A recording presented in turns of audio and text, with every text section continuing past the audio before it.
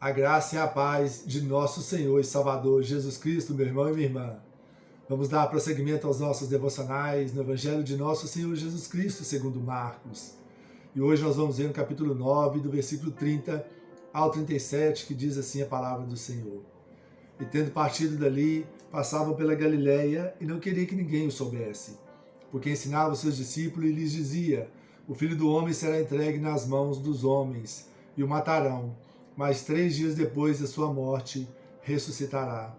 Eles, contudo, não compreendiam isto e temiam interrogá-lo. Tendo eles partido para Cafarnaum, estando em casa, interrogou os discípulos: de que é que discorríeis pelo caminho? Mas eles guardaram silêncio, porque pelo caminho haviam discutido entre si quem era o maior. E ele, assentando-se, chamou os 12 e lhes disse: se alguém quer ser o primeiro, será o último e servo de todos. Trazendo uma criança, colocou-a no meio deles, e tomando-a nos braços, disse-lhes: qualquer que receber uma criança tal como esta, em meu nome a mim me recebe. E qualquer que a mim me receber, não recebe a mim, mas a quem me enviou. Então, meus amados, nós temos visto que até aqui os discípulos ainda têm uma dificuldade de entender quem Jesus realmente é e quais são os verdadeiros valores do reino de Deus. Inclusive, Jesus vai dizer em Mateus, no capítulo 18, no versículo 3, que esses discípulos ainda precisam se converter, o que vai acontecer definitivamente só após a ressurreição. Então, enquanto Jesus vem falando com eles sobre o seu sacrifício, veja aí no capítulo 26 dos nossos devocionais, falando sobre o seu sofrimento, a sua humilhação, que ele está pronto a dar a sua vida por eles, os discípulos na contramão, influenciados sobre a esperança de um reino terreno de Jesus, eles estão discutindo entre eles quem é o maior. Na verdade, eles estão pensando em autopromoção, em projeção, em grandeza, como se fossem os principais ministros de Estado de um governo terreno de Jesus. Mas nós, que conhecemos a história, conhecemos Jesus, sabemos que o reino dele não é deste mundo.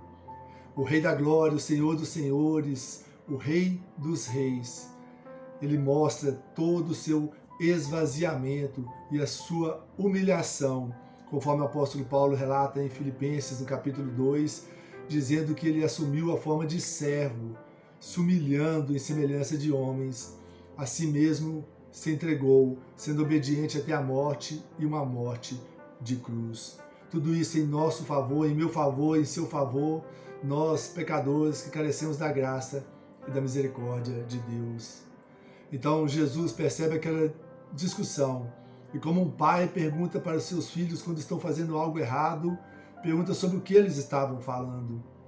Só que eles ficaram silenciados, envergonhados, e Jesus, conhecendo o coração falho deles, aproveita este momento para ensinar para eles os pilares da ética do reino de Deus e também sobre humildade. Humildade essa que, infelizmente, está muito carente nos dias de hoje.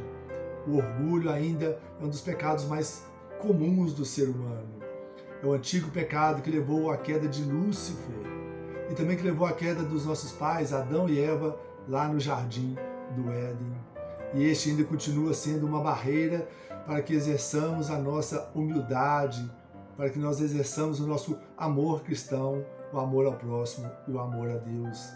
E olha que esses são os 2 maiores mandamentos, de amar o Senhor acima de todas as coisas e ao próximo como a nós mesmos.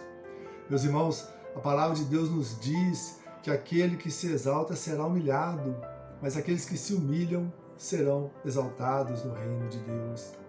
Aqui nós podemos observar os valores do mundo em oposição aos valores do reino.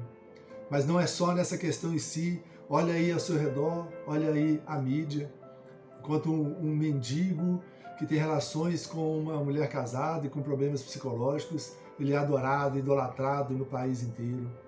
Enquanto que uma música pornográfica que insinua sexo o tempo todo é a primeira música ouvida no mundo. Os valores estão invertidos, há algo errado neste mundo. No reino de Deus, a pirâmide ela é invertida. O maior é o menor, o que serve a todos é o que tem destaque. O grande tema deste Evangelho de Marcos é isso, que o próprio Senhor disse que o Filho do Homem não veio para ser servido, mas ele veio para servir e dar a sua vida ao resgate de muitos. O serviço aos outros é o principal caminho pelo qual o cristão imita Cristo e cumpre a sua missão neste mundo. Nós podemos perceber também qual é a grandeza do reino de Deus. E você quer ter grandeza no reino de Deus? Então, sirva os outros, meus queridos.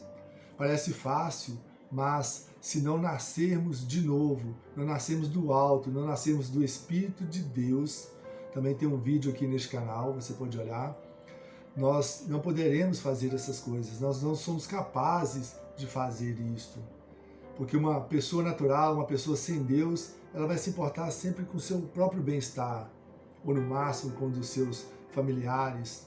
Não importa o que está passando com os outros, pois este que não tem Deus vai pensar assim: mal estou dando conta da minha vida, eu vou cuidar da dos outros. Porém, meus queridos, aqueles que se esforçam em servir são os maiores aos olhos de Cristo. Às vezes eu fico olhando como igrejas que pregam o verdadeiro evangelho, o evangelho de Cristo, essas igrejas às vezes estão vazias, enquanto outras igrejas que pregam o falso evangelho, o evangelho anátema, o evangelho maldito, estão cheias.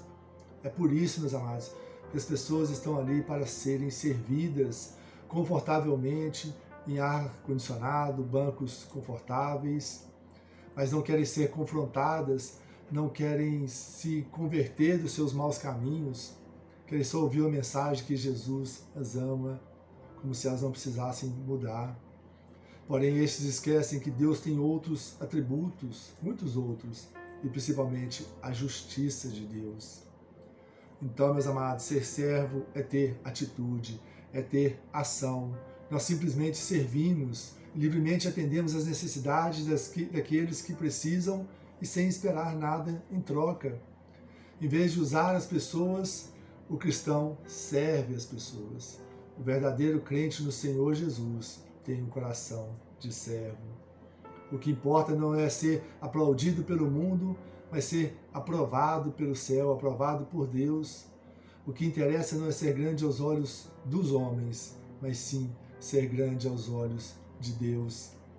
Jesus vai ensinar essa lição de uma forma muito comovente.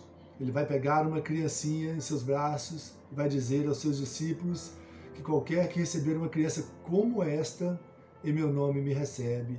E quem me recebe, recebe também ao Pai, aquele que me enviou.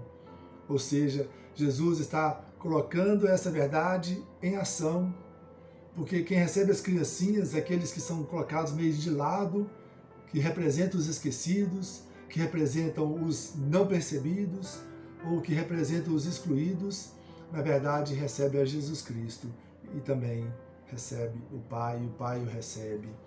Jesus está dizendo que o verdadeiro discipulado cuida dos fracos e dos menos importantes. Isso nos encoraja a demonstrar um amor, atenção e cuidado com todos. Mas, para a ambição humana, os sinais de grandeza neste mundo são o contrário. São coroas, são status, são dinheiros, riquezas e elevada posição na sociedade. Porém, o Filho de Deus, Jesus Cristo, declara que o caminho para a grandeza é o reconhecimento por parte de Deus.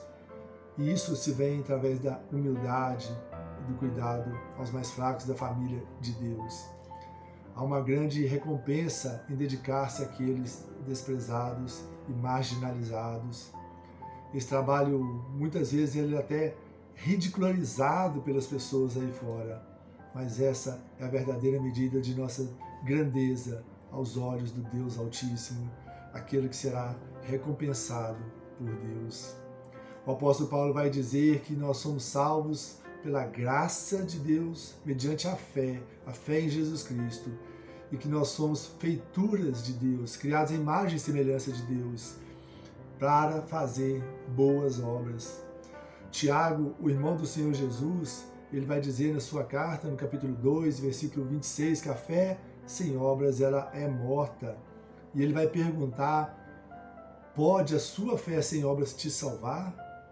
Então, meus amados, demonstre a sua fé amando, servindo as pessoas com aquilo que você tem, com o tempo que você tem, que é agora. Faça isso em nome de Jesus. Lembre-se que nós podemos fazer a nossa parte. Não se preocupe com os outros, porque um pequenino ato desse, um ato de fé, um ato de amor, um ato de ação, pode fazer mais do que simplesmente parece.